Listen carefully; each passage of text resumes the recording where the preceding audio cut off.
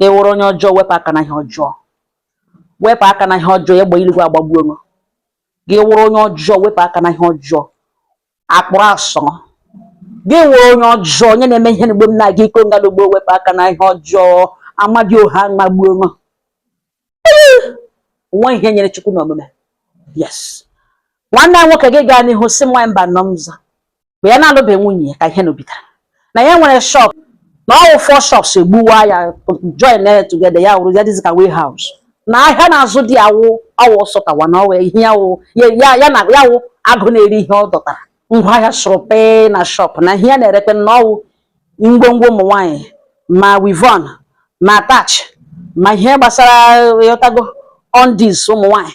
Ngwongwo ihe niile nwa nwaanyị ji agbasala nse. Ma jewelries ya na-erecha ma gold. Ụmụnne m nwanne anyị nwoke si esha lọta one day mee ahịa offload. Aka ya pụtazie from office batazie na ime dimension. Lege n'otu nwa agbọghọbịa ọwụ the lady mara mma no. My mba nomza the lady kwụ ọtọ. No prostrate. Ma shape moto she jike yiri nnọọ one fitted gown. Looking very young, simple and beautiful. Ọwọta ụmụ agbọghọbịa na-etewete kwijo n'anya na-enwe ihe dị oke ahụ naturally beautiful. Ya semba na ya approach otu n'ugbo ọrụ anya. Na ọ ọtasụ ụmụ agbọghọbịa ka ugbo o nwere ike onye gaji na-ịchọ nwaanyị o nwere ike lewere anya ka ya hapụrụ ya ihe ahụ ọnụ free. And ya nwakwa na-anwasị ngwa o were ihe ahụ free ọ kwụrụ ụgwọ o nwere ike hụtazie na ọ otu ya na-esheji ngwa ahịa achụ nwaanyị. Onye ma mmadụ olie eji ahịa ụmụ agbọghọbịa olie eji ahịa emege don't worry don't mention. Na achọghị that impression. Na we businessman after business pleasure. Nwaanyị mba nọ mza. Ọ n'ime ọfịs ya nọ ntara ka ya banyere.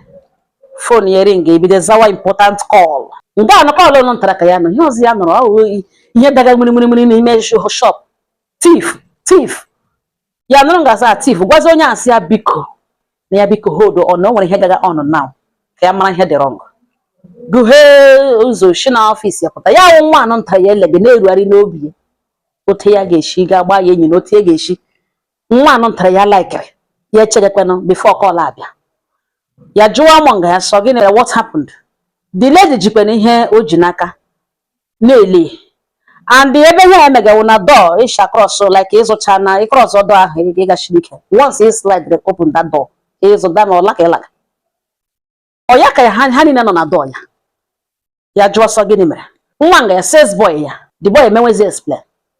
Na ọ bịara nga arụgharịcha na-eleni ya ahụ mgbe o were resistant tige n'ime akpa. Na-eleni ya ka ọ na kanta ga-akwụ ụgwọ. Na okwe ha akwụ ụgwọ bido pụwa. Ya kwụsị ya sọ gịnị ka o tiri na o weta na ọkwụ n'ụgwọ ahịa o tiri na akpa ya. Ọ jụọ ese nwa ahịa nọ dị a na ya disgrace kwule na-ele do nonsense ihe ahụ na-ele ihe o mere. Akpa anụ nta ka ya zụpụtara igbo nwa gazi aka lekwezi wivon. Ọ ya ka o ji n'aka wee iwe n'owe ka like ọma ihe ọ na-eme. Ọ si elege. Someone ga ngwa na ha should go back to business. Ha atọ apụ laghachi back to shop. Ya sizi the girl na-ele ojikwen wivon n'aka anya mmiri okwuge ha okwu owega ha ọnụ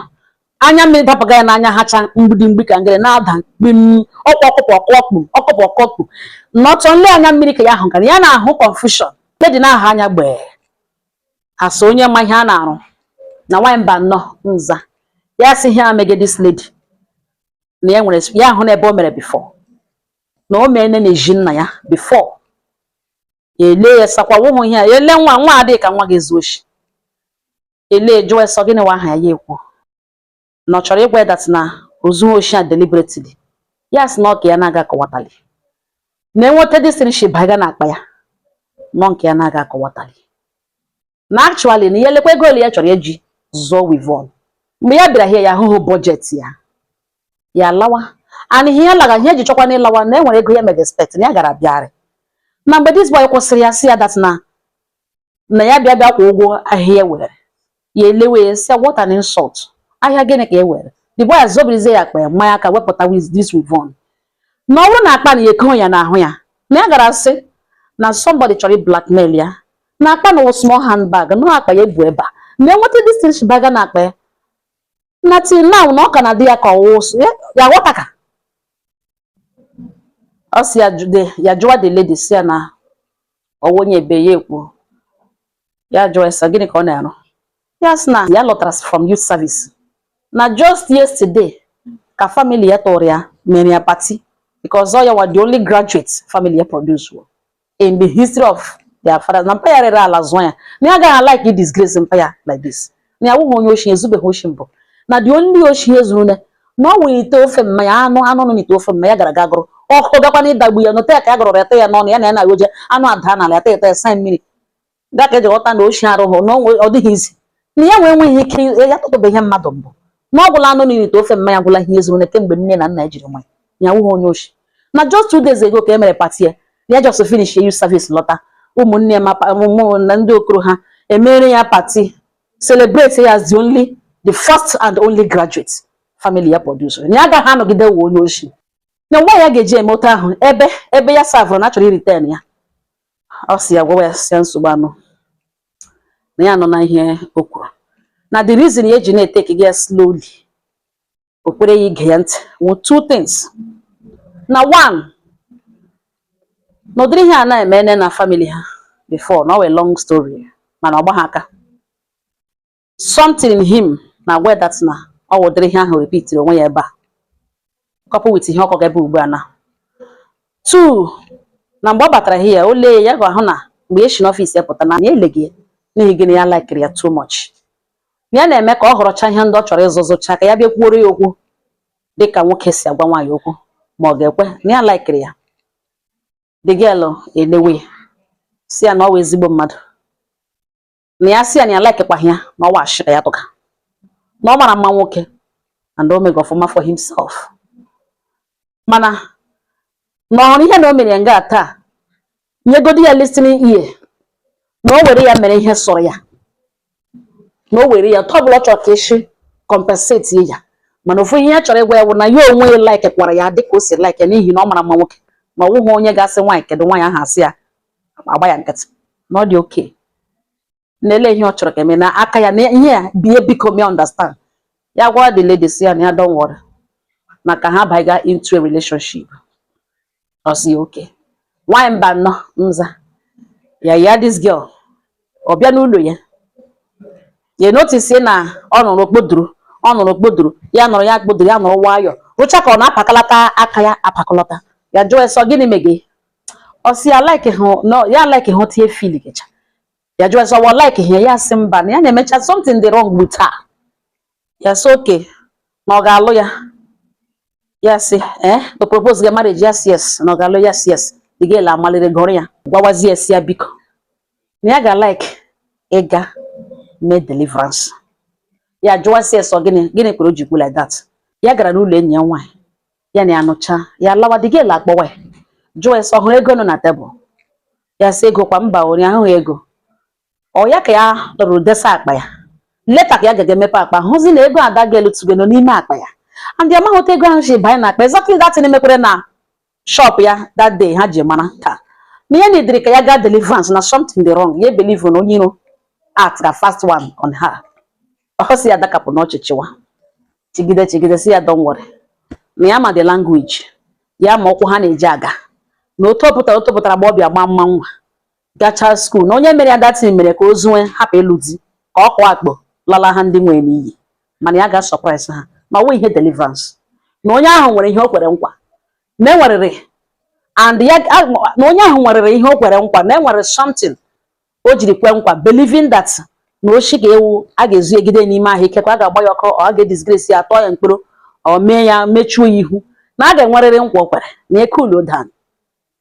ma ọ kpọọ enyi ya nwaanyị ahụ wee sị ya na ya si akpọkwe na-egwe ya na ego otu gị nọ n'ime akpa ya enyi achịkwala na ya na the girl asị ya thank you ọ makwana ihe ya so onye oshi na ihe ejiri ya bịa nga ya na-apachi ọba aka ya ka ya hapụ ka ya mara mgbe aka ya nọ na-emeghe gaga ewe ihe na ya na-amaghị without her consent ọ si ya na-ele the young lady ya ma ihe ọ gabigara chewasị ya from today na ya gaghịkwala ebe ọzọ ka ha gazie n'ụlọ nne na nna straight off canalist ọ sị ụta ka ya eshi proceed ekpe ụmụnne bụ onye hụrụ onye aza wụtara e nwere moto ya zụrụ si mba na moto ahụ ya ga-emebata ma because of ịga n'ụlọ nne na nna ya sị ha delivered moto na ebe ahụ ka e buru moto aga first taa ka eshi ga nara list that very day ya kpọ ụmụnna ya bịa ha niile nọ n'otu compound mana ndị ka ụlọ ka ha nụwagara nwunye nwanne nna this lady, nwunye nwanne ego ya nwoke. That day yes supuru otiti. Nwaanyị otire gịnị? Ọwụkwa na onye oshi o. Ọwụkwa na onye oshi o, ọwụkwa na onye oshi o. Ọwụkwa onye oshi ihe nwa na-ezu, ọwụkwa onye oshi. Ọwụkwa onye oshi o. Ha jụọ esi m onye wo onye oshi gwanụ. Ele onye tugo oshi ka onye ka ozi onye wozuru ngịrị ya kpọwa ha nwunye na ọwụkwa onye oshi o. Nga ya kpọ ndị ụmụnna ya bịa. Emege ihe isi nwaanyị a na-eti ọwụkwa na onye oshi o. Being that ụdịrị ihe emene n'ụlọ ha before. Ya chetara ụmụnna ya sị na ha chetara ihe rote ya sị na ọ dịka nwaanyị o mere ihe rote na ha akọpụrụ ya. Ajụwazie so madam isi nwaanyị so onye oshi ozukwara nọ n'ele ihe ozuru na ha jụọ ya na ozu n'oshi mbụ na ọ onye oshi na ọ onye ozu n'oshi na ha jụọ ya na ha jụkwa ya ajụọ ma na-alụ na o kwesịghị ịlụ di na ọ onye oshi ihe nwaanyị a dị. Oge nwaanyị asụrụ ukwu n'ala ya gachilite esi mmanya sa na ebilite na ọwa ihe a na-asụrụ ukwu n'ala na ya alụcha na nwa ya tijara na enwebe ihe mebiri na ọ shikwala ihe amega ebe a na ya ga-nwetara onwe ha bibi na ya were oche nọrọ ọdụ na famili niile nwere nke ha bụ mgbe agaghị gị na ya don't worry na ya nwa afọ Igbo na ya na-alụcha nwa ketanụ otu a ka nwa ya tiezi ọkwa na onye oshi ụmụ ya ahụzie na emenwene mmanya ka onye ara ha ewebagazie n'ime ụlọ ya nọrọ nga na-eti ọkwa na onye oshi nọ n'ime ụlọ nga na-eti ọkwa na onye oshi o tigidere n'ebe a na-eru oke olu tibi ndị obodo na-asị nụkwa nwunye ekwere na-ebe gbughị gị n'akwa na-ebe ọ ya ka ya lụwakwara nwatakịrị nọtara lụcha tige na moto dadi ha bụcha etige wedding the next month ya na nwunye ya gba akwụkwọ awakwọ nụtara ka ha gbachara barely 3 months na nwunye na ọ ka dị ime ọhụrụ ime 2 months oji bịara n'ọwụ na this woman tige na ọkwa na onye oshi nwa nwoke eweta oji na ozuru oshi na Lagos akụgburu ebe a ka esi bulata ozi ga-elie anọ n'elu ya ozi ọzọ ewetara wụ na nwa ya nwaanyị ada ya nwaanyị lụrụ di na-egidere n'ime aja ozuru oshi ewelalu oshi ngịrị ka ozuru oshi berezi ewelalu ada ya nwaanyị bute ụmụ atọ ha na-alụgachi na ihe nwaanyị zuru na ọpepe ịrọ nga aka agadi nwaanyị nọ tiwezie sukpoziere nwunye kpolata ya ka ya rịọ ya na ya akpala agwa ọjọọ ya arụọla ala pụọ ezelu ya amaghela ala nye ha ego ahụrụ na sị gbaghara ya si biko si kpolata nwunye ka ya nwere ihe ya nwere gbe no less ma nwunye ya ọ lọtara bịa hichaa ya anya mmiri na ọwụ ihe emege n'ụlọ ya akwụsị ma ọwụ ya ụmụ ya ka aka tụgbuchi ha n'okwute taa ka ha ga-ezu nwụchịa na ya ga-agbarakwa aka na ya biko na ya ahụhụ this one coming ya masị ọwụta ọ ga-arụ na nwaanyị mba nnọọ n'ọwa ebe a ka okwu nọ na nwunye esi enweghị ike ịla atụgbuola otu nna ka ada kemgbe ekwe wela lue ekweghị ewe hụ ka ọ pụọ eji n'ihi na ọ zugatụkwa otu a ka ọ bịaga na kichin egwe nwaanyị ihe ọhụrụ ya eburu gbakpo ka ọkwanyere ime iweladara because of ozu oshi na ihe nwata nwaanyị na-ezu nwa pepe ihe zụgagodo onye ahụ because of gịnị ọrụ ime once ka ahụ zụgidere ugbo enwe ihe mere the spirit agba ha na nwanne ka ọzọ bidokwa dị ya na si biko na m gwara ya ụmụ ụwa ka ha biko nyere ya aka na ya chọrọ ịga kpọrọ nwunye ka ọ gaa gbaghara nwaanyị ahụ because of cousins ya ụmụ that woman ọwụ ha dịrị the woman echem na enwere ka hapa kama ọwụ mmehie ihe nne ha metere ka ha rịaga na enweghị uru ha ga-akpata otu nna anwụọ n'ọrịdị kere ime ewela lole na enwe ihe mere Igbo ya ihe aṅapụ ha mmanya ha na ndị ka na ọ ga-enye nsogbu si biko na mba ụwa na-ele ihe ha ga-eme si biko na ya nwa na onwe ya chọrọ ka ha laa gbaghara nwaanyị ahụ mana nwunye ya chọọ nwunye sịlaịlaị na ọ ga-eme biko ọ ebe a ka nọ ugbu a ịmara n'uche obi mgbuo ọ ha gụkwa kọmentị ọnụ udo dịrị ọnụ